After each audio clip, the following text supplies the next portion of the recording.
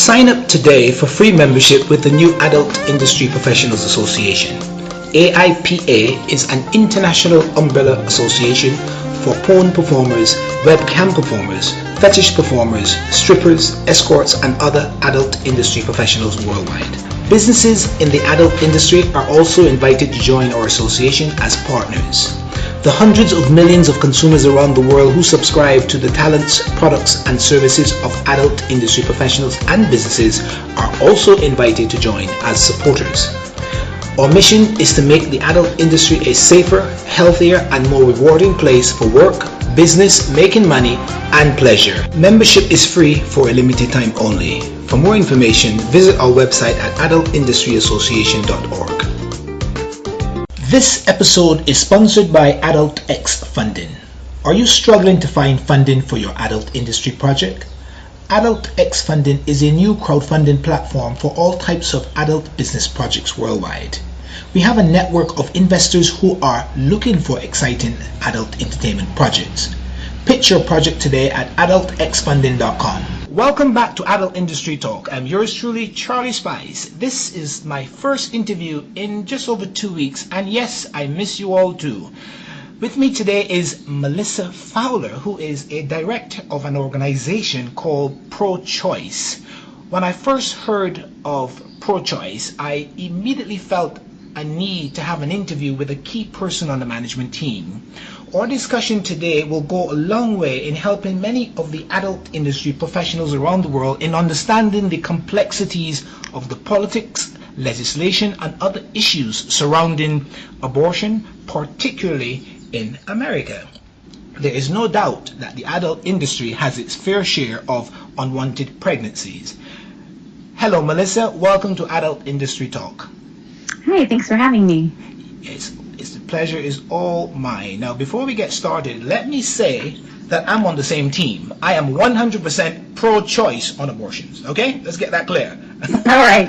Fantastic. Okay, tell me something, not just me, tell all the listeners out there about pro-choice, the origin. When did it start? Who started it? And why it was started?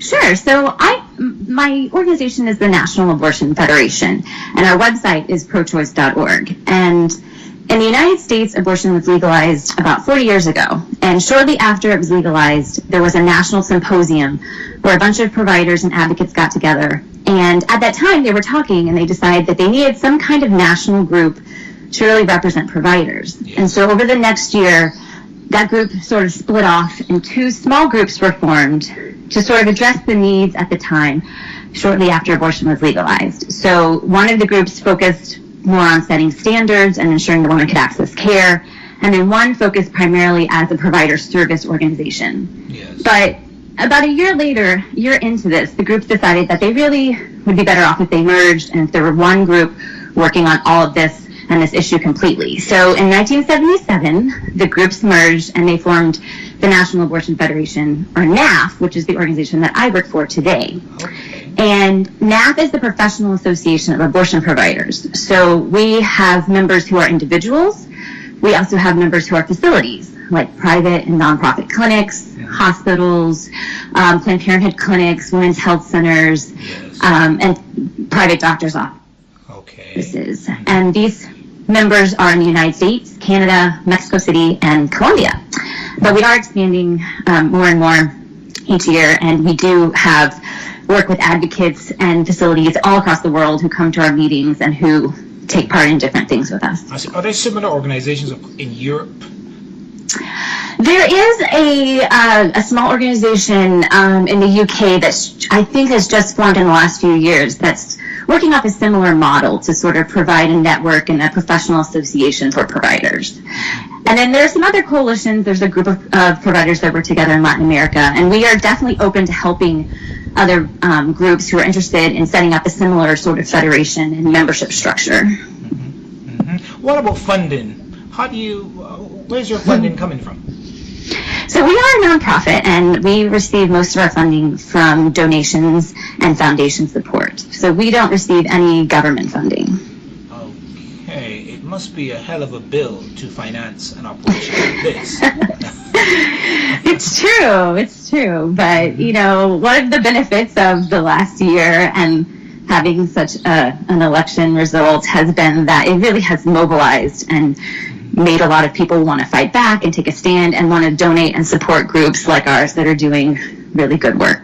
Yeah, of course. I know that there's a lot of controversy in the United States about abortion, so I'm not going to ask you who are your manufacturers or your funders, but individuals, corporations, I imagine. And but is it adequate support? Has it been over the years?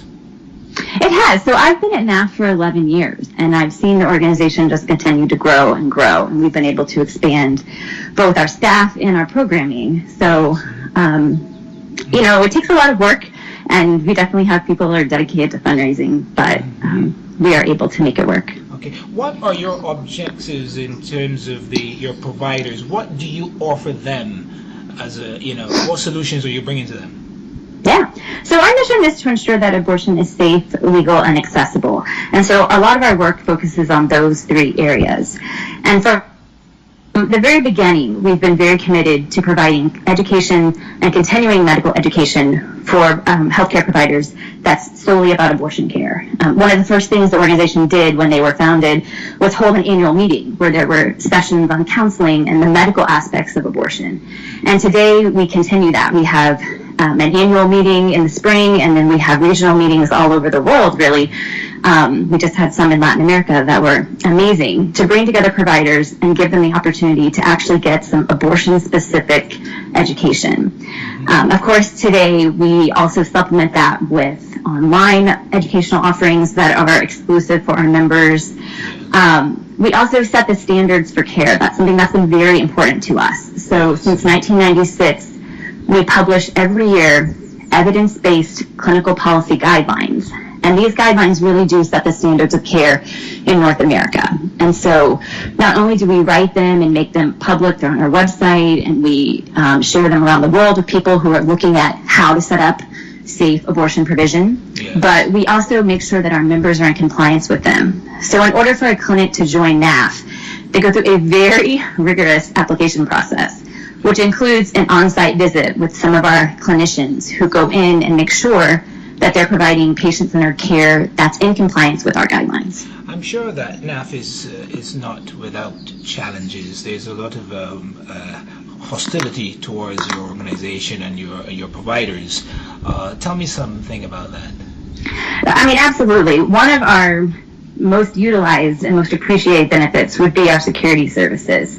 So unfortunately, in the United States, abortion providers have very unique security concerns, and we have, a very disturbing history of violence. There have been 11 people murdered because they work in abortion provision. And so we provide very specialized security services for members. We go on site and we do trainings with their staff. Yes. We do site assessments of their facilities and also of the doctors' homes. When there is an emergency incident, we go immediately on the ground to help out and do anything that we can there. And we also, since we were founded, have been tracking and publishing statistics on violence against providers. And so we use those statistics to work with the Department of Justice and law enforcement and to try and make sure they're enforcing the laws and keeping our members safe.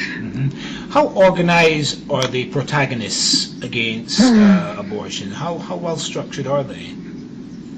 Well, they are a very organized movement, and they are well funded, and they have been able to make some strides, particularly in legislation over the years, at chipping away at access. I mean, they have been strategic, and they have a plan. And it's not just making abortion illegal.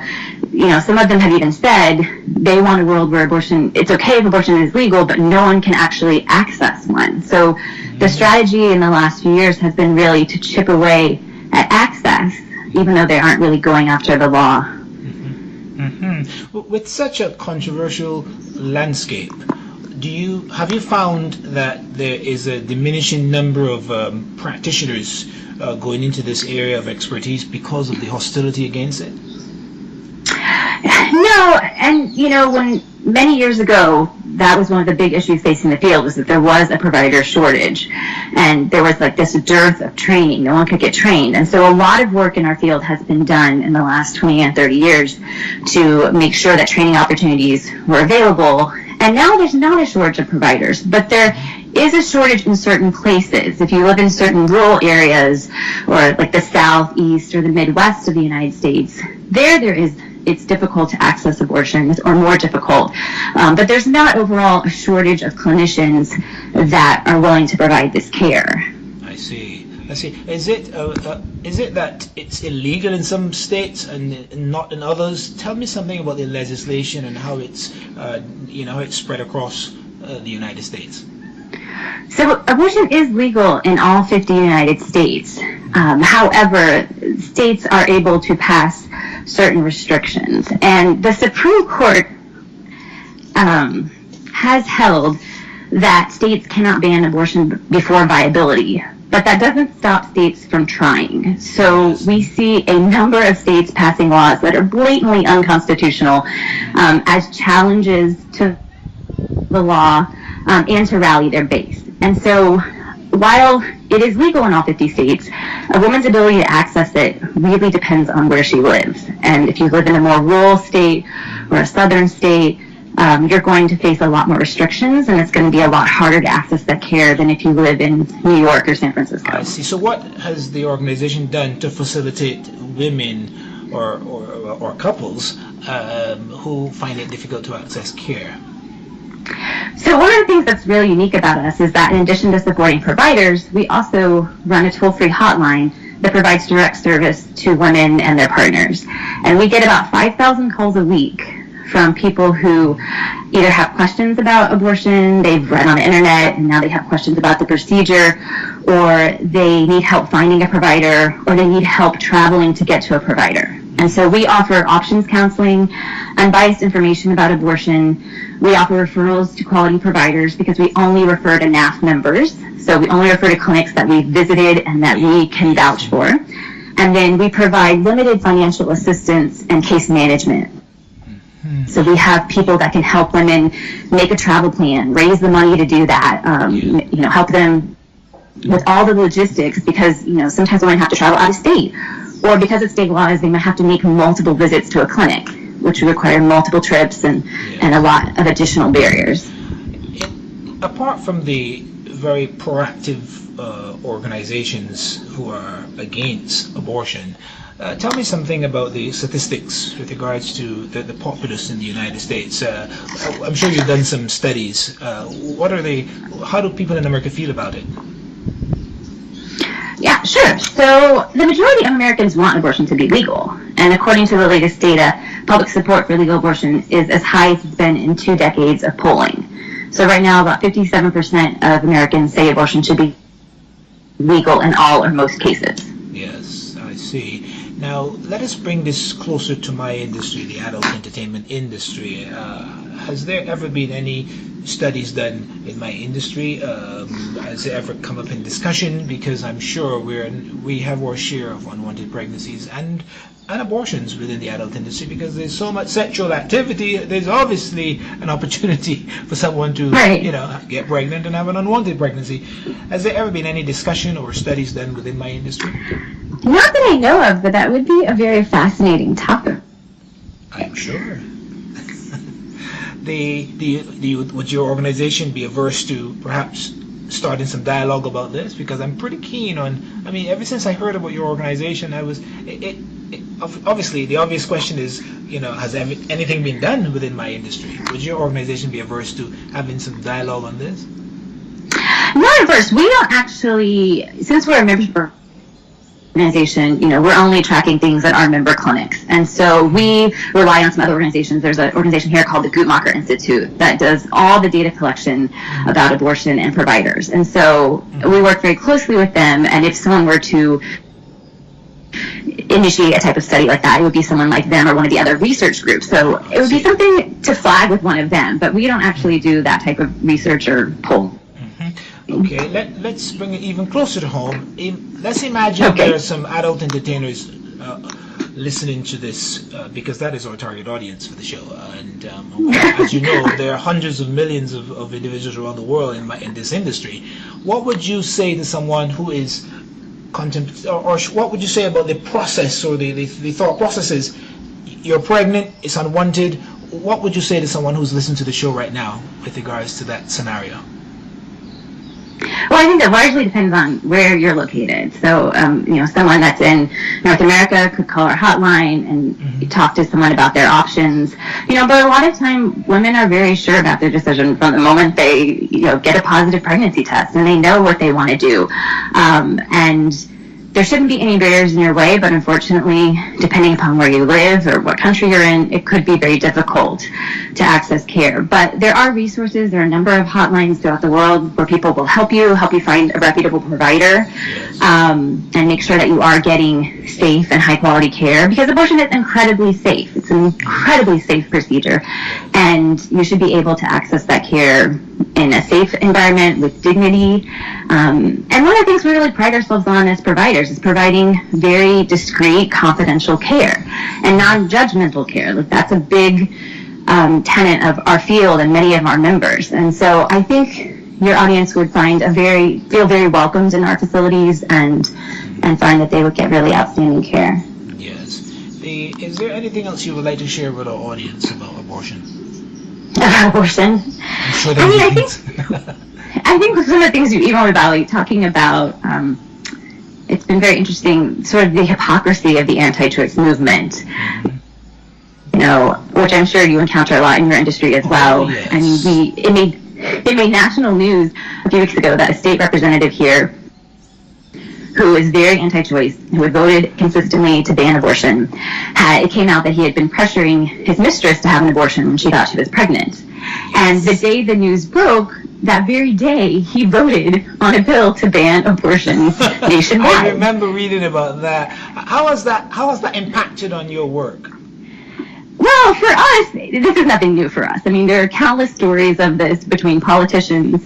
We know that there is this disconnect and that, this hypocrisy that many anti-choice politicians want abortion access for their daughters or their mistresses or when they need it, but they work every day to block that healthcare access for other people. And so it was great, actually. A activist group here took out a billboard campaign in this representative state with signs that said abortion, not just for your mistress. And they got national media attention just calling them out. Wow. And the other side often likes to peddle this family values agenda and really hide behind their so-called morality, and then something like this happens, and it just really exposes them for what they are.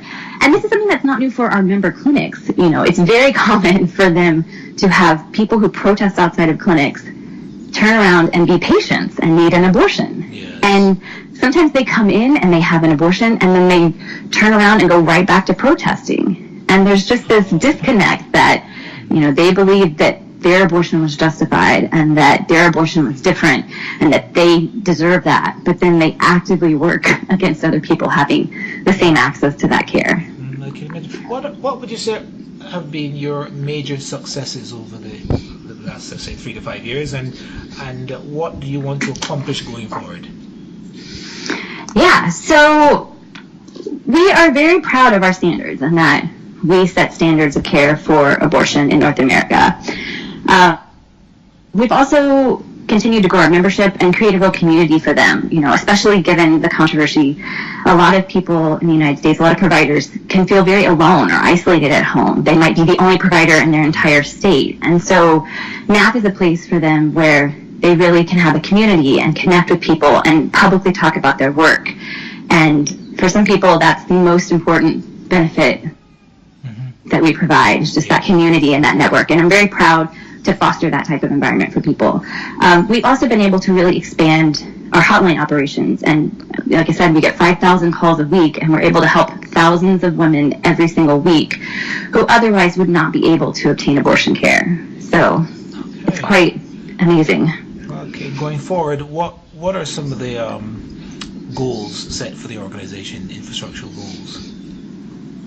So we continue to grow our programs and continue to provide unique services that members need to help keep clinics open. As there's more legislation, as there's more challenges, it's harder and harder for some clinics to stay open. And we want to make sure that these communities have clinics and that providers have what they need. So we've really been expanding and will continue to expand the sort of technical assistance and on-site training that we're able to provide for members, and the online education that we're able to provide so that people can get continuing medical education and can train all of their staff and can have access to all of that as a benefit of membership.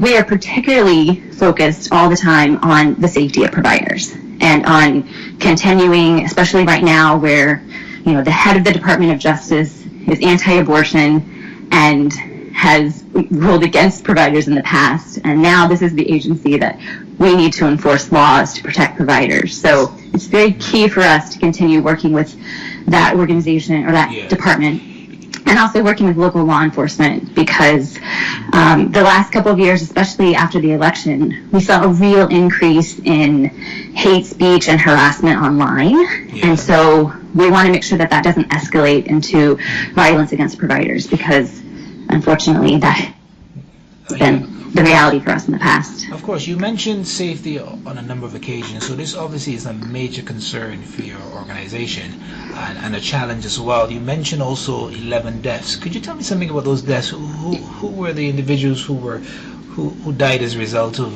the protagonists? Sure. So the majority of them were physicians who provided abortion care. So in the 80s, the anti-choice movement focused a lot on protesting and blockading clinic entrances. They would chain themselves in front of the clinic and refuse to move, and they thought they could stop women from getting abortions that way. And then, that escalated, and in the 90s, these peaceful protests evolved into a group of anti-abortion extremists decided that the only way to really stop legal abortion was to murder doctors. And so they terrorized doctors. They issued wanted posters with their home phone numbers and addresses in their communities. They targeted them in a variety of ways and harassed them. And then in 1993, the first anti-abortion extremist shot a doctor as he was walking into his clinic one morning, and shot him 3 times in the back and killed him. And as a result of that, that man was captured. He is still in jail, luckily, but he had influence over other people, and the next person that committed a murder was one of his disciples that said he felt very motivated and influenced by this guy's actions. And so he went to another clinic, and he fired at the doctor as his car was coming in, and he killed the doctor, and the doctors had a off-duty private escort, like a security escort. And so the doctor and the escort were killed. And so the majority of them have been things like that. The last incident, the most deadly, was in Colorado Springs in 2015, when a man went into a clinic right after Thanksgiving and opened fire and murdered 3 people and injured 9 others. So this is no laughing matter here. This is serious stuff. My gosh. No, it's very serious. I mean, I always say it's unusual. I mean, most people luckily go to work and don't worry when their phone rings on the weekend that it's going to be that a colleague or a member or a friend has been murdered. And that's the reality for our providers. And I mean, that's happened twice since I've been at NAF, that I've gotten a call on a weekend that someone has been murdered. So I imagine that the violence has calmed down considerably in recent times. Would you say that? Well, I mean, the last shooting was just in 2015, so it wasn't that long ago. And, we're seeing in the time after that, there have been some arsons and some vandalism that we've been seeing. And like I said, we've seen an uptick in online threats and harassment. Yes. Jesus, wow. We have to take our hats off to the providers for continuing to work in this area. My God. Absolutely. I mean, absolutely. And many of them have been doing this for, 30, 40 years, are incredibly dedicated. I mean, you have to be to do this every day. I mean, many of them get up every single day and walk through protesters and mobs of people outside their clinic. Some of them have protesters at their homes or their children's schools targeting them. And I mean, it's insane that when you think about the measures they have to go to. We have providers who have to drive a different way to work every day, or wear a disguise, or how on earth do you do that? I mean, my God, that is unbelievable. I could just imagine some of the I probably shouldn't ask you what are some of the measures they use to protect themselves, because that would be giving away some secrets there. But yeah, I could just. It's true. How do you live like that? Your family, your kids. I mean, you can't be public about.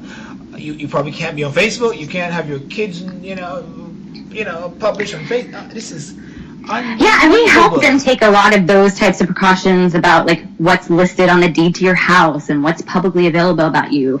And a lot of our providers, for those exact reasons, aren't public and aren't on social media. But more and more, as sort of to fight stigma, and because they're very proud of their work, they know they are saving women's lives every day. And so one of our challenges now is helping members who want to be public and who are on Facebook and who do want to talk about their work, helping them do that in a way that they can also stay safe. So tell me something about the medical aspect of this.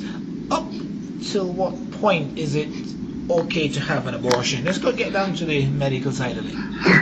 Oh, with the disclaimer that I'm not a doctor. Okay, good. A very good disclaimer. Is it okay? So, abortion is provided all through pregnancy for a variety of reasons, and the types of procedure will vary based upon your gestational age or the circumstances surrounding the pregnancy. So, we work with providers who, for a variety of reasons, will provide care, later into the pregnancy, and we fully support that and support that provision. Yes. I'm sure there are many reasons, a plethora of reasons why people would want an abortion. Inability to afford to have a child, maybe someone was raped, bad relationship. Could you tell us some more reasons that people have abortions? Sure. A lot of the patients in the United States who have abortions are already mothers, and they're doing it because they can't take care of another child and they want to focus on the children that they have. A lot of patients are poor, low income, and are really struggling to get by and can't know that they can't afford to provide for a child at that time. In fact, we see a lot of people who call the hotline who are delaying care because they're trying to raise the money just to have the abortion. They would like to have it sooner, but they're having to delay while they raise the money. People have abortions so they can finish school. We hear from a lot of people who are want to finish med school and go on to be a provider one day, but they know that they can't do that if they have a child at that point. And of course, we also talk to women who have some kind of health condition, either with themselves or with the fetus, that has made it, maybe it was a very wanted pregnancy, but now because of this complication, they find themselves choosing abortion. Okay, what about your role in the organization? What exactly do you do with the organization? So I'm the Senior Director of Membership and Communications. So I manage our membership and communications departments. And so I have a team of people, and we work to do everything really with recruitment and retention of members and all types of member services. And then on the communication side, we also work on messaging and media, and helping providers and patients share their stories in the media, and helping them speak to legislators, and making sure that their voices and their perspectives are included in articles and in public debates about abortion. Okay, fantastic. Do you fear being in this job like providers fear being providers? I don't, because at the end of the day, and I'm incredibly lucky. I've had a very interesting career here, and I've been in the courtroom, and I heard one of the murderers talk about why he killed this doctor, and all the thoughts he had gone through about maybe he would cut off his arms, but he didn't want to do that because he could keep on training people. And it's very clear they want to stop abortion by killing doctors. Killing me would not stop one single abortion from happening. So I've been around the antis, some of the worst anti-abortion extremists in the movement at different hearings or things. I'm somewhat public about my work. My picture's on our website. My name is out there. My name's on press releases. You know, I feel very safe. I work in downtown DC. I don't feel anything. It's nothing like what our providers go through and feel. I mean, our office has not been protested. We don't get that. Now, in the 80s, our office was bombed, but they sort of have evolved their tactics since then and have really focused on targeting the actual providers. Okay, well, just one more question before we bring this discussion to a close.